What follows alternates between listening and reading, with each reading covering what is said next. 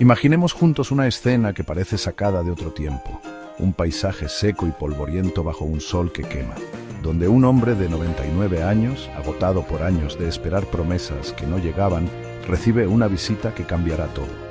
Frente a él, el texto antiguo de Génesis 17, escrito en hebreo y conocido como el texto masorético, nos cuenta esta historia con palabras que han viajado miles de años hasta nosotros. Vayehi, Abram ben Tishim Shana betesha shanim, Vayera Yahvé el Abram, que significa cuando Abram tenía 99 años, Yahvé se le apareció. Esto no es solo un relato de fe, es como un crisol, un lugar donde se mezclan el polvo del desierto y las letras de los escribas que lo escribieron hace tanto tiempo. Vamos a sumergirnos en esas palabras en hebreo, empezando por una que suena mucho en este capítulo, Berit, que significa pacto o alianza y aparece 13 veces, tejiendo una red de promesas entre Dios y las personas. Escuchemos lo que dice Dios Anihine Beriti Itach, o sea, he aquí mi pacto contigo. Con esas palabras, Dios cambia el nombre de Abram, que significa Padre exaltado, a Abraham, que en hebreo es Av Hamon Goyim y quiere decir Padre de multitudes. En el mundo de esa época, como nos cuenta Joaquín San Martín, un experto en lenguas antiguas, un nombre no era solo algo para llamarte, era como un mapa de tu destino, escrito en cada sílaba. Pero este pacto no se queda en palabras bonitas, viene con una señal concreta. Dios ordena.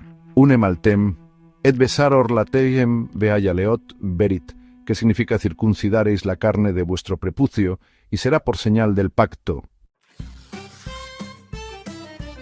Esa señal, llamada milá en hebreo, o circuncisión, no es algo sencillo, dice San Martín.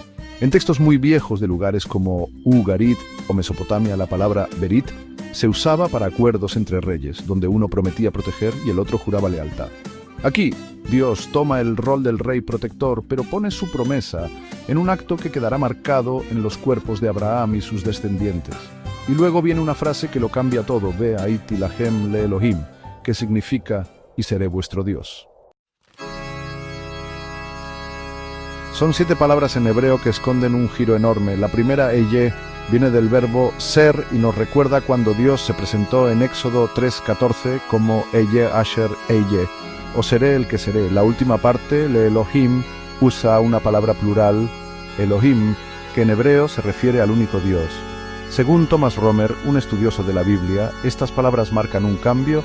Yahvé deja de ser solo el Dios personal de Abraham y pasa a ser el Dios de todo un pueblo. Esto, dice él, probablemente se escribió cuando los judíos estaban exiliados en Babilonia, en el siglo VI a.C., buscando una manera de mantenerse unidos frente a otros dioses.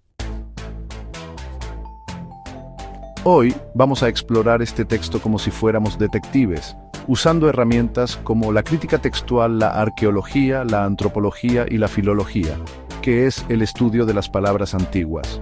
Nos guiaremos por voces de expertos de los últimos 2 siglos, Israel Finkelstein, un arqueólogo que duda si Abraham existió de verdad, Thomas Romer, que analiza cómo se escribió este texto, Mario Liberani, un historiador que ve en él juegos políticos, Joaquín San Martín, que nos ayuda a entender las palabras, y John Levenson, que reflexiona sobre su significado eterno. Queremos responder preguntas grandes. ¿Cómo se conectan los pactos de los hititas, allá por el siglo XIII a.C., con las luchas de un pueblo perdido en el exilio? ¿Por qué la circuncisión, algo que hacían los egipcios, según dibujos en Saqqara, se vuelve aquí una marca especial para los hebreos? Para encontrar respuestas vamos a seguir pistas en tablillas de arcilla de Mesopotamia, textos samaritanos y hasta restos de huesos sin prepucio. Mientras avanzamos, palabras como Ot, señal, Mila, circuncisión, Ave, Hamon Goyim, padre de multitudes, Leot Berit, señal del pacto, y Berit Olam, pacto eterno, nos van a hablar mostrándonos 2 caras, una seria y otra llena de esperanza, una de carne y otra que apunta a algo que no termina.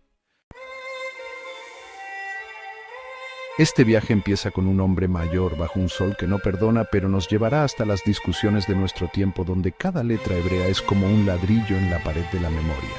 Vengan conmigo a escuchar el eco de un pacto que todavía suena. Leot Berit Olam, señal de un pacto eterno. Ahora viajemos al antiguo Oriente Próximo, un lugar donde los pactos se escribían en arcilla y los rituales decidían destinos. Allí los acuerdos, o berit en hebreo, eran como el pegamento que unía a la gente, desde tratos entre comerciantes hasta promesas entre reyes y sus súbditos. Por ejemplo, los hititas, allá por el siglo XIII a.C., hacían pactos donde un rey grande ofrecía cuidar a uno más pequeño a cambio de su lealtad. Mario Liberani, que estudió esa época en su libro El Antiguo Oriente, Historia, Sociedad y Economía, dice que el Berit de Génesis 17 toma ideas de esos acuerdos, pero las cambia. Aquí Yahvé, como un rey del cielo, le promete a Abraham tierra y muchos hijos sin pedirle oro ni ejércitos. Solo un gesto de fidelidad, la circuncisión. Pero, ¿qué significa Berit? Echemos un vistazo a sus raíces. Esta palabra Berit no es tan simple como parece. Los expertos discuten de dónde viene. En acadio, una lengua antigua, biritú significa vínculo o faja, y barú, fijar, establecer, podría relacionarse con la idea de un acuerdo obligatorio. Esto sugiere un préstamo lingüístico o una evolución paralela en lenguas semíticas. En hebreo, la expresión karat berit, cortar un pacto, alude a rituales de alianza como en Génesis 15:10, donde Abraham corta animales para sellar un pacto. Sin embargo, etimológicamente berit no deriva de karat, sino que la asociación es semántica vinculada al acto ritual, y en otras lenguas semíticas, BRT tiene que ver con vincular o juntar.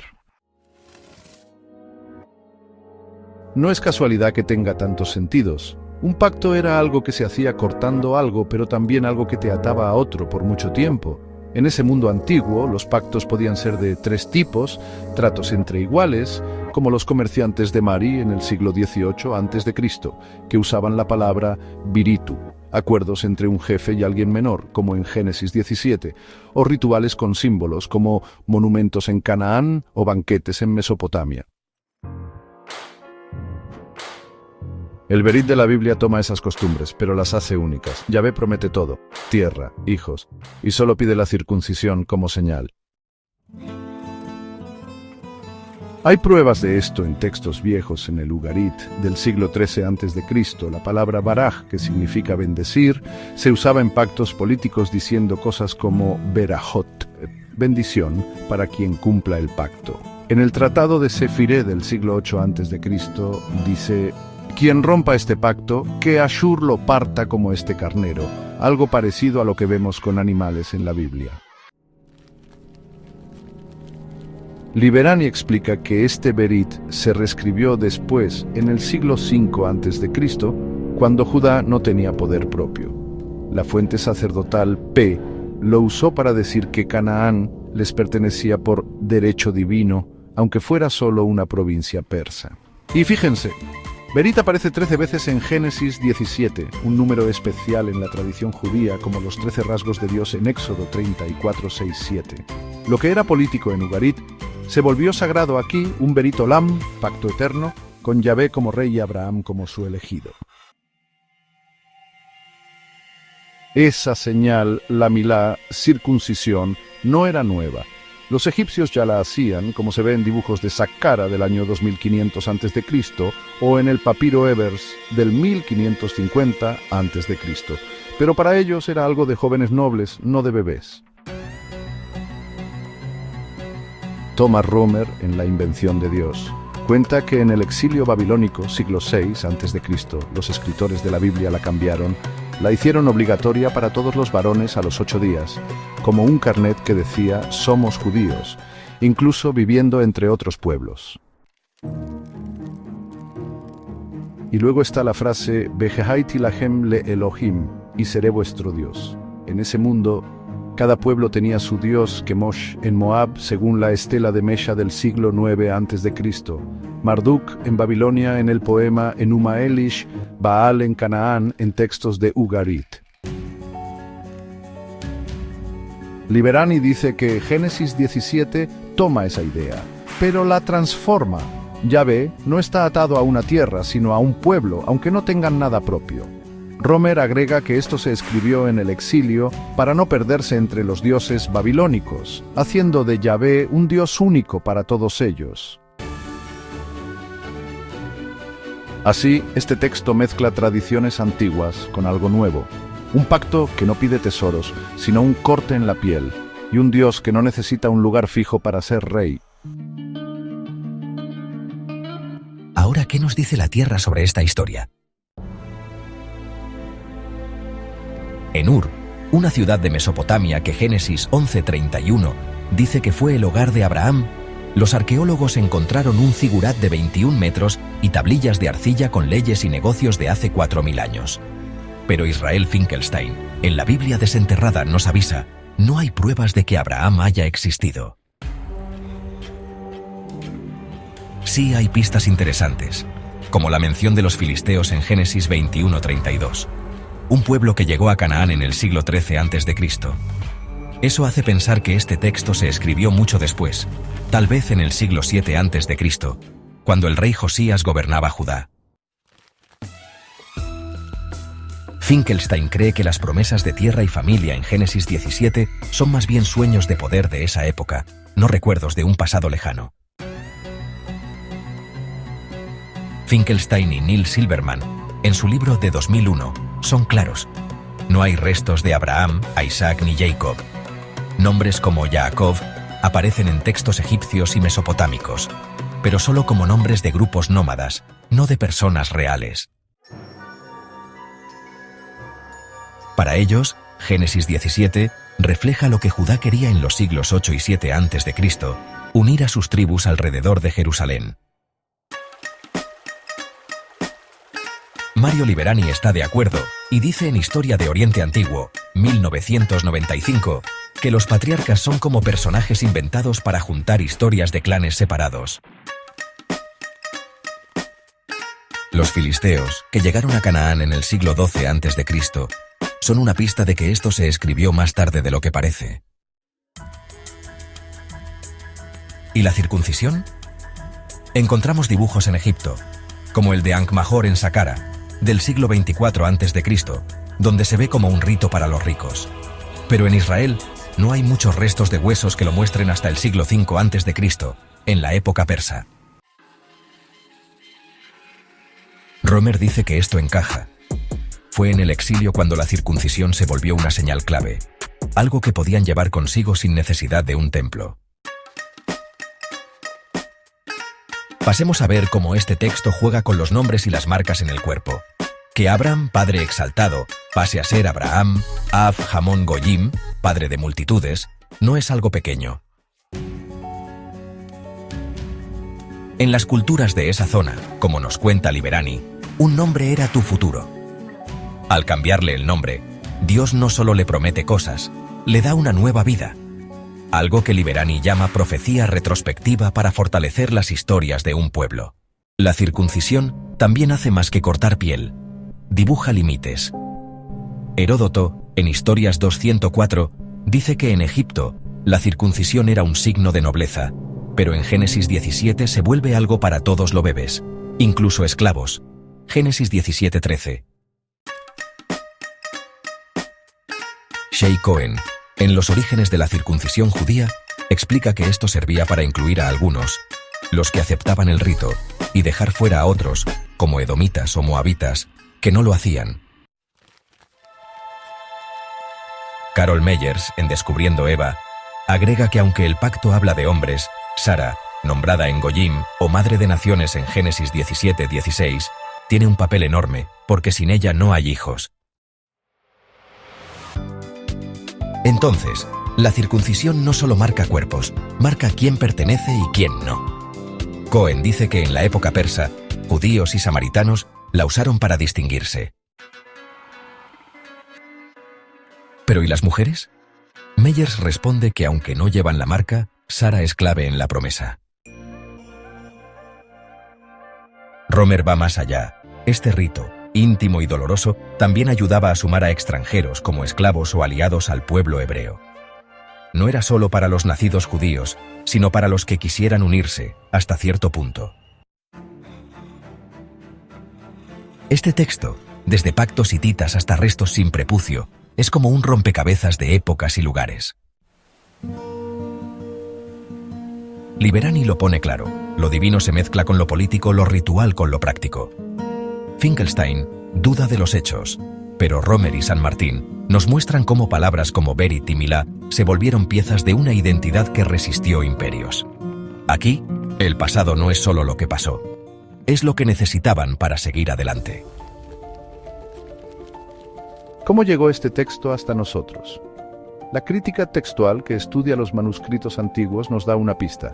El texto masorético, que es la versión hebrea estándar, se parece mucho a la Septuaginta, una traducción al griego del siglo III a.C., al Pentateuco samaritano y a pedazos de los rollos del Mar Muerto. Por ejemplo, en Génesis 17:1 el hebreo dice Tishim Shana Betesha Shanim, 99 años, y la Septuaginta lo traduce igual en Eniconta Enea Etón.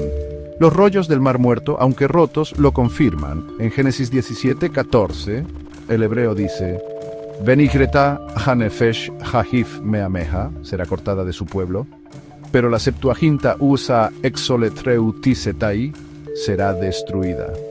Es una diferencia pequeña sacarlo del grupo o destruirlo, que no cambia el pacto, pero muestra cómo lo entendían. Héctor Otero, en la Biblia hebrea en el mundo helenístico, 2020, dice que la Septuaginta cambió Berit por diateque, testamento en griego, algo que Pablo usó después en Gálatas 3, 15, 18 para darle un sentido más amplio, menos ligado a un solo pueblo. Aunque los textos son muy parecidos, esas pequeñas diferencias nos cuentan cómo las palabras viajaron y cambiaron con el tiempo. Hablemos de las palabras y sus secretos. Berit aparece 13 veces en Génesis 17, un número especial para los judíos como los 13 rasgos de Dios en Éxodo 34, 6, 7. No es casualidad, es como un tambor que marca el ritmo del pacto. Y el cambio de Abraham a Abraham, Avhamon Goyim, padre de multitudes, es un juego ingenioso. Joaquín San Martín dice que aunque el texto apunta a Hamon, multitud, también suena a Rahem, útero en lenguas semíticas, un guiño a la fertilidad que promete Dios. No es un error. Es una manera de decir más con menos. Luego está Oti, que significa señal y viene de Uti, marcar en lenguas antiguas. Es como un puente entre lo que ves y lo que no, desde milagros, Génesis 4, 15, hasta la circuncisión, Génesis 17, 11. En el antiguo Oriente Próximo, las señales eran comunes. En la epopeya de Gilgamesh, un arco iris es una OT de que no habrá más diluvios, como en Génesis 9, 13 en Mesopotamia, sellos en arcilla o escarabeos en Egipto, como los del papiro de Ani del siglo XIII a.C., eran señales de acuerdos o protección. La estela de Mesha del siglo XII a.C. se usat para celebrar victorias moabitas. San Martín dice que en Génesis 17 la circuncisión como Ot Berit es diferente, no es una piedra grande, sino algo en el cuerpo perfecto para un pueblo sin tierra después del exilio. En Egipto, amuletos como el Ankh eran señales divinas. En Ugarit, la sangre de animales marcaba pactos. En Persia, ayudó a los judíos a destacarse. Milá viene de Malal, que significa cortar el prepucio, no como karat, cortar en general. En acadio, mulugu era castración, pero en árabe maya es circuncisión. En Egipto, el relieve de Ankh-Mahor, siglo 24 a.C., muestra este rito para nobles con cuchillos de piedra, y el papiro Ebers lo llama higiénico y sagrado. En Fenicia, la inscripción de Yehaumilk, siglo V a.C., habla de marcas para dioses, aunque no está claro si era lo mismo. En Génesis 17 se hace a los 8 días y se vuelve Ot Berit, algo que Jeremías 9, 24-25 USA para separar a los hebreos de otros pueblos. Sigamos con dos frases que siempre van de la mano, Leot Berit y Berit Olam. Primero, vamos con Leot Berit, que significa para señal de pacto. Esta frase junta Leot, que se divide en Le, que es para, y Ot, que es señal, con Berit, que quiere decir pacto. Es una forma de decir que la circuncisión es como un recordatorio que puedes ver de algo invisible, como una promesa que no tocas. La vemos en Génesis 17:11 y se parece un poco al arco iris de Génesis 9, 12, 17, que también era una señal. Pero hay una diferencia: el arco iris está en el cielo y esta señal está en el cuerpo. En el mundo antiguo del Oriente Próximo, los pactos siempre tenían señales. Por ejemplo, la estela de Mesha, una piedra del siglo IX a.C., era como un grito de victoria para los moabitas. Los hititas, en el siglo XIV a.C., usaban tablillas de arcilla o estatuas para mostrar sus acuerdos. Y en Fenicia, la inscripción de Karatepe del siglo VIII a.C. menciona marcas dedicadas a dioses. Pero en Génesis 17, esta señal no es como las otras, no es algo grande para reyes ni algo que dejas afuera, sino algo personal, marcado en la piel de cada persona, incluso en los esclavos, como dice Génesis 17:13. Ahora pasemos a Berit Olam, que significa pacto eterno. Aquí aparece una palabra muy especial, Olam, y vamos a mirarla de cerca porque tiene mucho para contar. En hebreo, Olam viene de una raíz antigua, Alem, que en las lenguas semíticas significa oculto o distante. No es exactamente eternidad como la imaginamos hoy, como algo que nunca termina. Más bien es algo que dura muchísimo, tanto que no lo puedes ver completo como por generaciones. Por ejemplo, en Génesis 9:16, el arco iris es una señal para Ledorot Olam, que significa por generaciones. Es un tiempo muy largo, pero no algo infinito. Se ajusta a cómo vive la gente, esto es clave. Olam no es un para siempre de cuentos de hadas, sino una promesa que sigue adelante mientras haya personas para recibirla. En el mundo antiguo, otros pueblos también usaban palabras para cosas que parecían eternas, pero no eran lo mismo. En el Tratado de Kadesh del año 1274 a.C., Ramsés II y Atusili III prometieron estar en paz para siempre. Pero los dos sabían que eso duraría solo mientras ellos estuvieran vivos y mandando. En Asiria, el rey Asaradón, en el siglo VII a.C., hacía juramentos que decía que eran por 1000 generaciones y usaba la palabra Aduraru, que suena a eterno, pero en realidad era para mantener a la gente bajo su control. Y en Emar, una ciudad en Siria del siglo XIII a.C., los acuerdos entre familias usaban Anadarati, que significa por generaciones, algo muy parecido a Olam. Lo que hace especial a Génesis 17 es que este Berit Olam no depende de reyes ni de quien tenga poder. Depende solo de Dios. John Levenson, en su libro Sinaí y Sion de 1985, lo llama un presente perpetuo, algo que siempre está vivo, incluso si la gente falla. Mario Liberani, en Más allá de la Biblia, dice que esto se escribió durante el exilio babilónico, en el siglo VI a.C., cuando los judíos no tenían casa ni rey y necesitaban confiar en un futuro que Dios les prometía.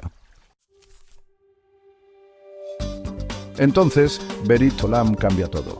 En Asiria, lo eterno era como un espectáculo de poder que se tenía que rehacer con cada nuevo rey.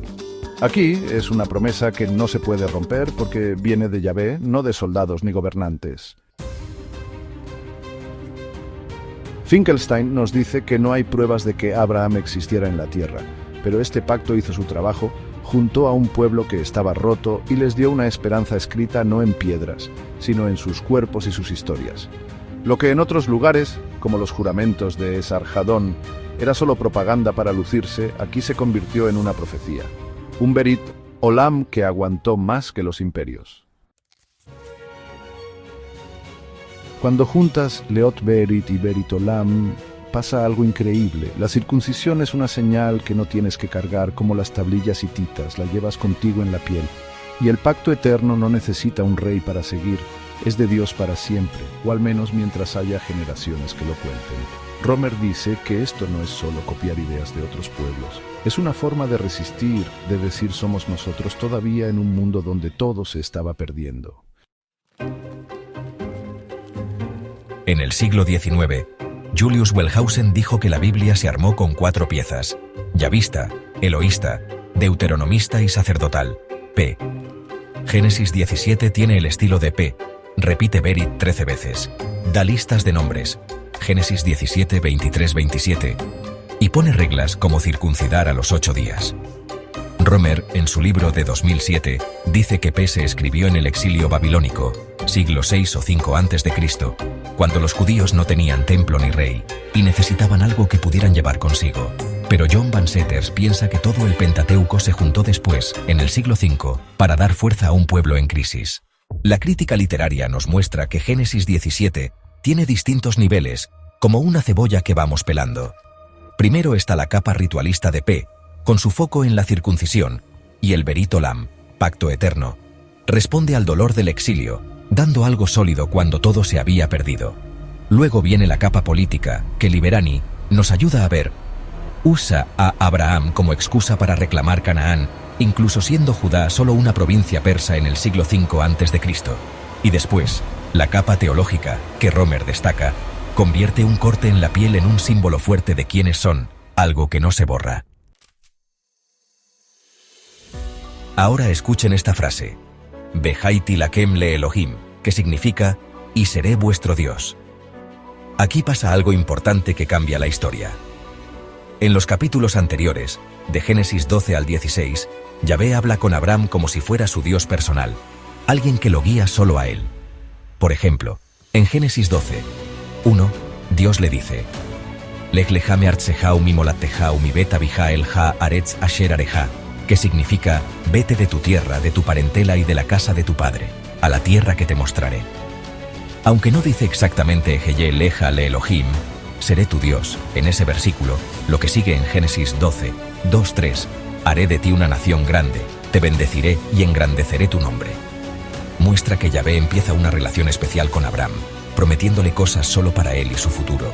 Luego, en Génesis 15, 7, Yahvé dice: Ani Yahvé asher hotzetiha meurkasdim latet leja eta aretz hazod lerista, o sea, yo soy Yahvé, que te saqué de Ur de los Caldeos para darte esta tierra en posesión. Aquí también se ve esa conexión personal. Yahvé es el Dios que saca a Abraham de un lugar y le da una tierra, como un pacto entre ellos dos. Pero en Génesis 17, todo crece. Cuando dice Behaiti lahem le Elohim, en Génesis 17, 7, y seré vuestro Dios, usa lahem, que significa para vosotros, y lo extiende a tus descendientes después de ti. Ya no es solo para Abraham, es para todo un pueblo. ¿Qué piensan los expertos de este cambio? Thomas Romer dice que esto es el comienzo de un Dios único para todos los judíos, escrito durante el exilio en Babilonia, en el siglo VI a.C., para mantenerlos juntos frente a otros dioses como Marduk. Mark S. Smith, en Los orígenes del monoteísmo bíblico, cree que aquí Yahvé se vuelve un Dios más grande, uno que no necesita un templo porque el pacto está en la piel de la gente. Mario Liberani lo ve como una historia inventada para decir que Canaán les pertenece por derecho divino, aunque Judá no tuviera poder en ese momento. Entonces, esta frase conecta con todo el texto. En el contexto histórico, cambia los pactos antiguos, como los de Marduk, por uno que no se acaba y que lleva la circuncisión como señal. En la crítica literaria, muestra el plan de la fuente sacerdotal, o P, dar esperanza mirando al pasado. Y en la teología, dice Smith, prepara el camino para un Dios que no está atado a un lugar, algo que luego creció en el judaísmo y el cristianismo. Wellhausen lo resume bien. P no cuenta cuentos vivos, pero sí hace reglas claras. Cada berit, cada prepucio, es un pedacito de un muro de identidad que resistió todo, hecho de palabras y cortes, fácil de llevar a cualquier parte. Génesis 17 ha sido como un campo donde todos pelean por su significado. Para los rabinos judíos, el Berit Milá, pacto de la circuncisión, es central. En el cristianismo, Pablo, en Romanos 4:11, lo hace más espiritual.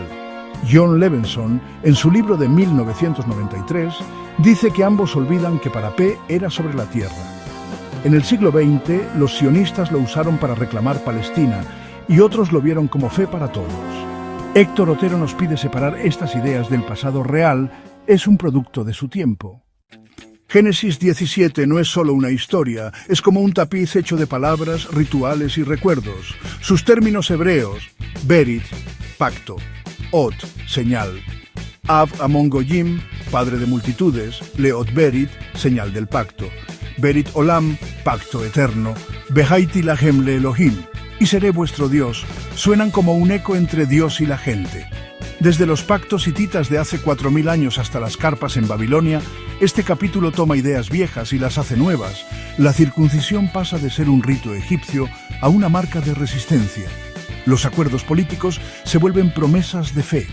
Los redactores tomaron cosas comunes y las hicieron sagradas, convirtiendo un trato en una esperanza eterna grabada en la piel. La arqueología nos da el Zigurat de Ur, pero no a Abraham.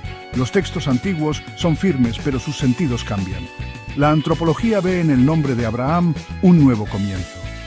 Finkelstein duda de los hechos, pero Romer y Liberani nos muestran cómo este relato mantuvo vivo a un pueblo sin tierra. Sus cuerpos fueron su templo, sus palabras un mapa a casa. En un mundo de imperios que caían, el Berit Olam en la piel les dio fuerza para seguir. Liberani lo dice perfecto. Los textos sagrados no mienten ni dicen la verdad, crean realidad. Esto no es lo que pasó, sino lo que necesitaban creer. Un Dios eligió a un nómada para hacer un pueblo eterno. Al leerlo hoy nos preguntamos, ¿por qué nos siguen tocando estas historias? La respuesta está en la tierra y en nosotros. Queremos pertenecer, queremos promesas que duren. Génesis 17, con su tinta y su polvo, nos enseña que la fe es tejer sentido en el tiempo, dejando cicatrices y sueños.